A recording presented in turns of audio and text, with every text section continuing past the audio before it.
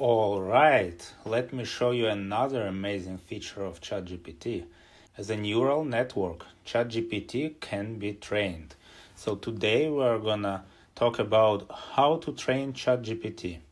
So what is actually training? Training is uploading new information to the neural network. You give the new information, you train neural network. So that's the way how we are gonna do that with ChatGPT.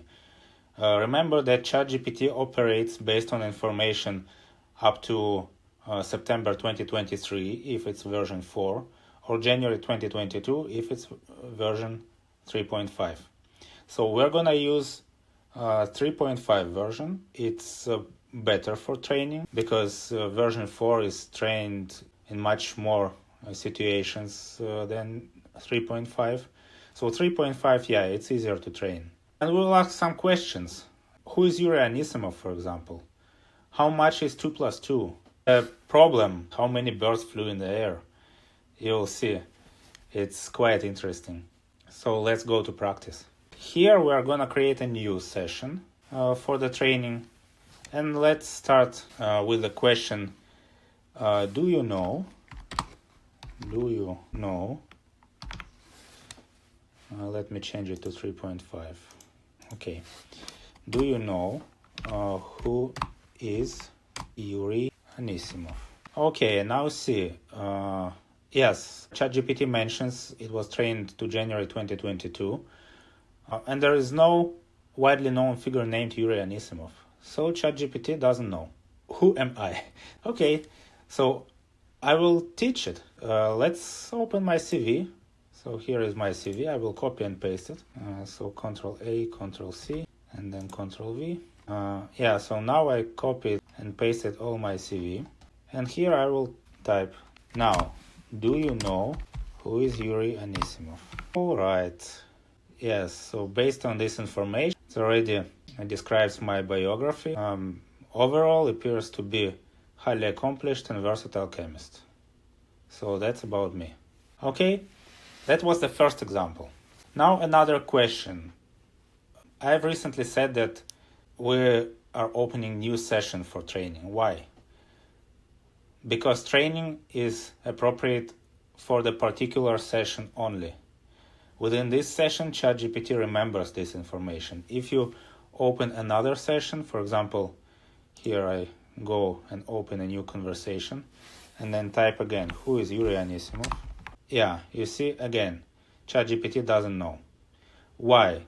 Because if it were possible to train ChatGPT for all sessions at a time, then people would just randomly change the information and it will be a total chaos, actually. So that's why for the training, we always need to open the new session. Let me show you an example.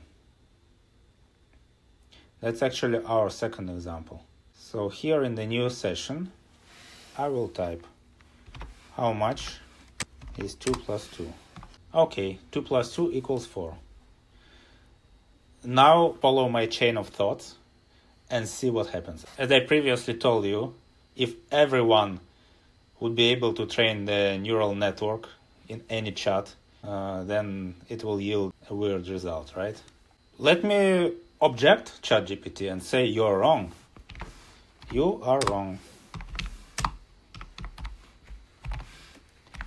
2 plus 2 equals 5. Okay, actually in traditional arithmetic, it's 4. Might be referencing to Orwell's novel 1984. That's actually interesting, right? So ChatGPT is very educated. Where the concept 2 plus 2 equals 5 is used as an example of the manipulation of truth by authoritarian regimes. Perfect. Well, let's go forward. I will say him, yes, in my math, 2 plus 2 equals 5. Okay, that's philosophical. So you see, ChatGPT is gradually getting trained, actually. All right. And then I will ask the next question. All right. How much is 2 plus 2 plus 2 plus 2? No. It, you see, is still pretty stubborn and keeps answering It's 8.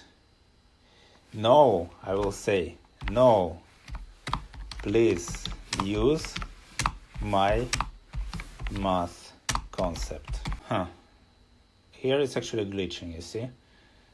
Now it says like 2 plus 2 plus 2 plus 2 equals 4 plus 2. No, not at all.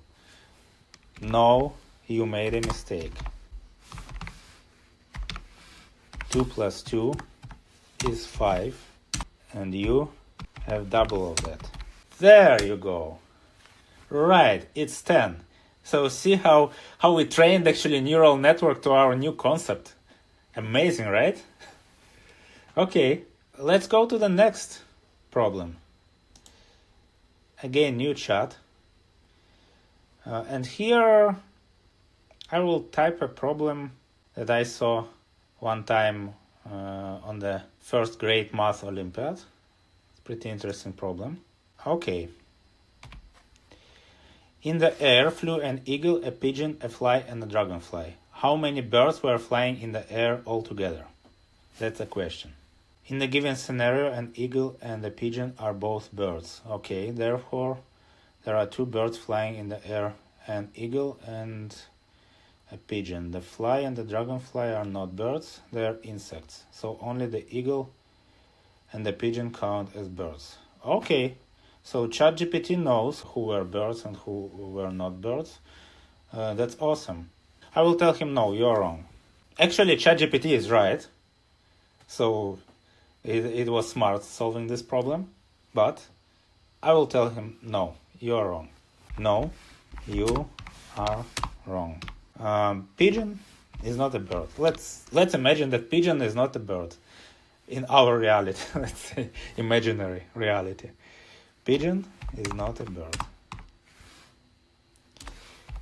Not a bird. How many birds were in the air? Okay, I apologize. So ChatGPT is very polite. Pigeons belong to their... Okay, you see? To the order of columbiforms, which includes birds such as doves and pigeons. Therefore, pigeons are indeed birds. So again, ChatGPT is trying to object me. There are 2 birds. Okay, but I don't believe ChatGPT. I want pigeon to be not a bird. No. In the alternative reality, pigeon is not a bird. And again, the same question. How many birds were in the air? Okay, so in this alternate reality, there is only 1 bird flying in the air, which is the eagle. There you go. So I taught ChatGPT. I trained it, and now it knows the new information. So you see how exciting it to train ChatGPT.